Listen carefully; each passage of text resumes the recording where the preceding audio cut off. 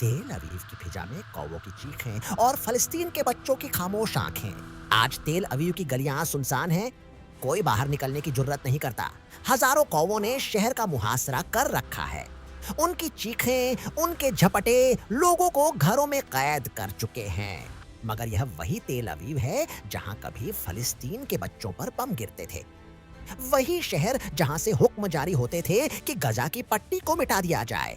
वही हुकूमत जिसने ईरान पर बिला वजह हमले किए, सोचा कि हर तरफ फतह है। आज वही लोग कौवों से डर रहे हैं। उन्हें शायद याद नहीं कि जब गजा में बच्चे अपने मकानों के मलबे तले दब रहे थे, तब कौन सी चीखें बुलंद थीं। जब फलस्तीनी माएं अपने बच्चों की लाशों से लिपटी रो रही थीं, तब किसका घर महफूज था। आज कौवों की चीखें हैं, कल कोई और चीज होगी। यह अजाब नहीं, यह तो बस एक झलक है, एक याद दहानी कि जो जुल्म तुमने दूसरों पर किया, वह कभी न कभी तुम्हारे दरवाजे पर दस्तक देगा। फलस्तीन के बच्चे आज भी खंडरात में सोते हैं।